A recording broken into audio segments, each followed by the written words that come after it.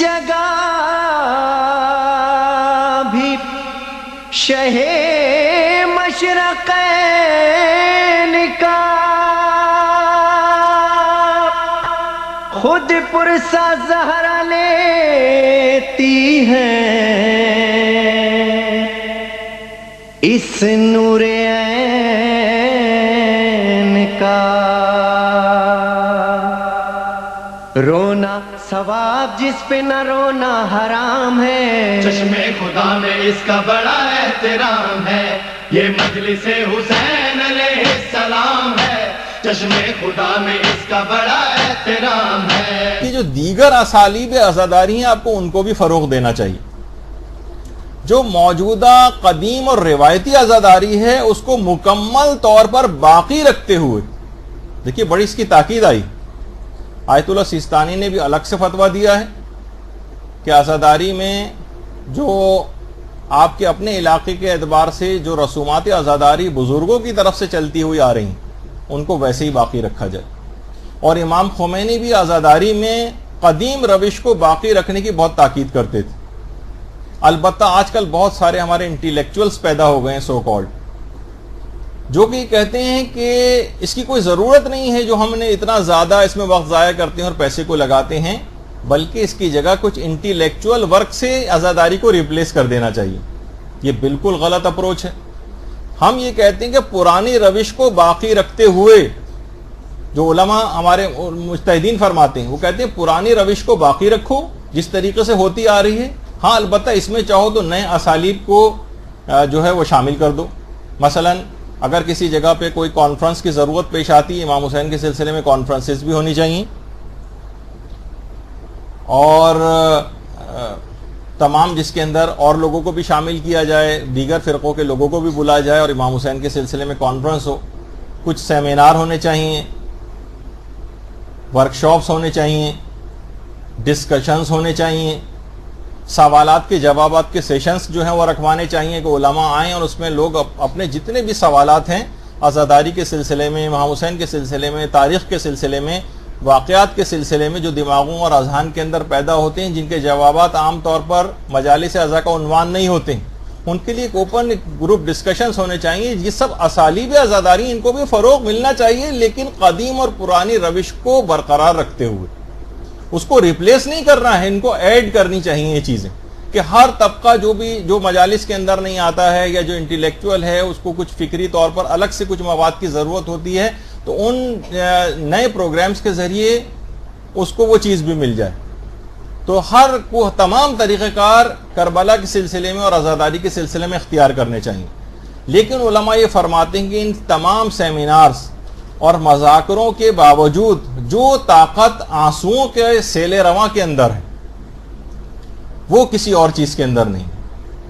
دیکھیے آنسو بہانے کے لیے جو مجالس عزا کا جو قدیم روش ہے، یہ خاص قسم کا ماحول درکار ہوتا ہے، خاص سوگوار فضا کی ضرورت پیش آتی. لوگوں کا اس میں آنا، سیاہ پوش ہو کر آنا، مرثیہ خوانی اس سے پہلے ہونا، خطیب کا ایک مخصوص انداز سے مصائب کو بیان کرنا، یہ تمام چیزیں انتہا سے زیادہ پر اثر ہیں. سوگوار ماحول چاہیے ہوتا ہے اس کے لیے، اور یہ کانفرنس میں، سیمینار میں، ورکشاپ میں، گروپ ڈسکشنز میں، سوال و جواب کے نشستوں کے اندر یہ والا ماحول نہیں ہوتا ہے. اور یہ انتہائی پاورفل چیز ہے کہ ایک سوگوار ماحول کی فراہمی وہ مجالس عزا کے قدیم روشی کے اندر پاسبل ہے. اب دیکھیے اگر خود کہا جائے کہ اگر آپ سے صرف یہ جملہ کہا جائے کہ امام حسین علیہ السلام 61 ہجری میں میدان کربلا میں اپنے اصحاب کے ساتھ شہید ہو گئے، تو دیکھا جائے تو سب کچھ تو مصائب بیان ہو گئے اس کے اندر، لیکن کسی کو اس پہ رونا نہیں آئے گا. گریے کی وہ فضا اس میں پیدا نہیں ہوگی کہ جو کہ عام طور پر ہوتی ہے. اور ائمہ نے خود ان اسالیب کو اختیار کیا. دیکھیے لوٹا ہوا قافلہ جب مدینے کے قریب پہنچا تھا تو چوتھے امام نے کہا تھا، مدینے پہنچنے سے پہلے ایک مقام پر کہا تھا کہ سامان کو سب کو اتار لو. تمام سامان گھوڑوں سے اتار دیا گیا اور اس کے بعد خیمے وہیں پر لگائے گئے. امام نے بشیر کو بلایا، وہ جو آپ مصائب میں بھی جن کا تذکرہ اکثر سنتی ہیں. امام نے بشیر سے کہا کہ بشیر تیرا باپ اچھا شاعر تھا، کیا تمہیں بھی کچھ شعر کہنے آتے ہیں؟ اس نے کہا ہاں مولا میں کچھ اشعار تو کہہ لیتا ہوں. امام نے کہا جاؤ مدینے جاؤ اور مدینے کے لوگوں کو حضرت ابا عبداللہ الحسین کی شہادت کی خبر دو اور ہماری آمد کی بھی ان کو خبر دو اشعار کہہ کر. اچھا اب دیکھیے امام یہ بھی کہہ سکتے تھے جاؤ سادہ طریقے سے اطلاع کرو, جاؤ بس جا کر اطلاع کر دو. کہا کہ کیا تمہیں شعر کہنے آتے ہیں؟ تمہارا باپ بھی اچھا شاعر تھا, جاؤ اشعار میں جا کر ان کو درد بھرے اشعار جا کر سناؤ. اب بشیر جب وہاں پر مسجد نبوی میں پہنچا اور اس کے بعد اس نے ایک مشہور مرثیہ پڑھا جس کے اندر باقاعدہ قرآن کی ایک آیت بھی آتی ہے, یا اہل یثرب لا مقام لکم. منافقین کا ایک قول قرآن نے نقل کیا ہے. اچھا ایک بات اس میں اور بتا دی جائے, بہت سی چیزیں بیچ میں آ جاتی ہیں اس طرح سے. مدینے کا ایک پرانا نام ہے یثرب, یا جس کو یثرب بھی کہا جاتا ہے, اور ہمارے ہاں امام بارگاہ کا بھی نام ہے اور مسجد کا بھی نام ہے. بہت ساری روایات میں یہ بات آئی ہے کہ یہ نام بقول آیت اللہ ناصر مکارم شیرازی نے اس کا تذکرہ تفسیر نمونہ میں بھی کیا ہے کہ پیغمبر کو اس نام سے نفرت تھی, یثرب سے. یہ زمانے جاہلیت کا مدینے کا نام ہے. جب پیغمبر یہاں پر آئے ہیں تو اس کا نام مدینۃ النبی رکھ دیا گیا تھا, اور خود پیغمبر اس کو طیبہ کہا کرتے تھے, بلکہ کہتے تھے کہ جو بھی یثرب کہے گا اسے خدا سے استغفار کرنا چاہیے اور توبہ کرنی چاہیے, اور اس کا نام طیبہ ہے, طیبہ. اگرچہ یہ روایات علماء اہل سنت نے بھی نقل کی ہے اور کچھ نے اس کو ضعیف بھی قرار دیا ہے, لیکن آیت اللہ ناصر مکارم شیرازی نے الگ سے کہا کہ یہ جو اس میں یثرب کا کہ قرآن کے اندر لفظ آیا ہے تو یہ خود پروردگار نے نہیں کہا بلکہ منافقین کے کلام کو یہاں پر نقل کیا ہے. تو بہرحال انہوں نے کچھ اشعار کہے بشیر نے, اور جب اس نے درد بھرے الفاظ میں یہ تمام اشعار کہے تو مدینے کے گھر میں کوئی عورت بھی ایسی نہ رہی کہ جو سینہ کوبی کرتے ہوئے اور گریہ کرتے ہوئے گھروں سے باہر نہ آ گئی ہو. اور آج تک ایسا منظر مدینے کی تاریخ میں کبھی نہیں گزرا تھا جو ان اشعار کو سن کر بشیر کے وہاں پر وہ سوگوار فضا پیدا ہوئی تھی. کیوں امام نے اس انداز کو اختیار کیا عزاداری کے مرثیہ خوانی کو؟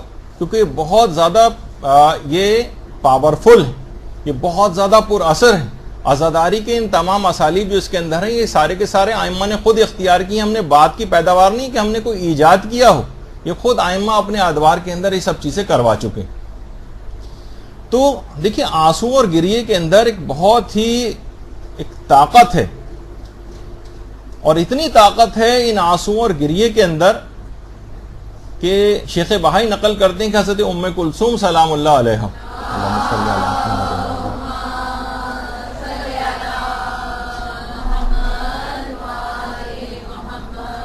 نے باقاعدہ یزید کے پاس کچھ افراد کو بھیجا تھا کہ ہمیں اجازت دے کہ ہم اپنے بھائی کی عزاداری کو یہاں پر برپا کریں اور یہاں پر سوگواری کو قائم کریں. اس وقت اجازت مل گئی تھی اور شام کی عورتیں بھی اس عزاداری میں شریک ہونے کے لیے آنے لگیں, اور جو اس وقت گریہ و زاری وہاں پر ہوا کرتی تھی ان قیدیوں کے ساتھ ان شامی عورتوں کی, ایک خاص ایسی مجلس کی ایک فضا وہاں پر ہو گئی کہ فوراً مروان نے یزید کو اطلاع پہنچائی کہ شام والوں کی سوچ اب کافی بدل گئی ہے, فوراً ان قیدیوں کو یہاں سے مدینے روانہ کر دیا جائے. یعنی آنسوؤں کی طاقت اتنی پاورفل طاقت ہے کہ باقاعدہ آثار انقلاب جو ہے وہ نمودار ہونے لگے تھے. تو بار بار اسی وجہ سے سالانہ ہم ان واقعات کو دہراتے ہیں اور ان پر آنسو بہاتے ہیں, اور یہی وجہ ہے کہ بار بار انہی مسائل کو سننے کے باوجود طبیعت اکتاتی نہیں. آیت اللہ شیخ جعفر شوستری جن کی کتاب خصائص حسینیہ جس کا اردو ترجمہ بھی ہو چکا ہے, اور یہ آپ سب کو لے کر پڑھنی چاہیے, اگر کسی کے پاس نہیں ہے تو وہ بہت محروم ہے کہ اس کے پاس یہ کتاب نہیں. اس میں انہوں نے لکھا ہے باقاعدہ کہ مصائب امام حسین کے ذکر کی مثال تلاوت قرآن کی طرح سے, کہ جتنی بار سن لیں طبیعت کبھی خستہ نہیں ہوتی. ورنہ ایک ہی واقعے کو آپ کتنی دفعہ سن لیں آپ بالآخر آپ کا دل بھر جاتا ہے, لیکن کتنے ہی ذاکروں سے سن لیں, کتنی ہی بار سن لیں, 100 سال سے جو ہے جن کی عمریں ہو چکی ہیں جن بزرگوں کی, اور مجالس مستقل سنتے آ رہے ہیں, تب بھی ان کے آنسو نہیں تھمتے, تب بھی دل اکتاتا نہیں ہے. جس طریقے سے تلاوت قرآن جتنی بھی انسان کر لے اس کا دل نہیں اکتاتا. وہی مثال اس کی بھی، تو ہر مجلس میں اس کو ریپیٹ کرنا ہے، اور ہر بار ایسا ہی لگتا ہے کہ جیسے نئے سرے سے ہم مصائب سن رہے ہیں، اور بار بار کا تذکر. اور دیکھیے انبیاء کا کام بھی یہ تھا کہ بار بار کا تذکر اور احکام کا پہنچانا. پیغمبر کو خود یہ حکم ہے قرآن کے اندر کہ وَذَكِّرْ فَإِنَّ الذِّكْرَ تَنفَعُ الْمُؤْمِنِينَ، کہ رسول احکام کو بار بار پہنچا دو، کیونکہ بار بار کا کہنا اور تذکر کرنا یہ صاحبان ایمان کو فائدہ پہنچاتا ہے.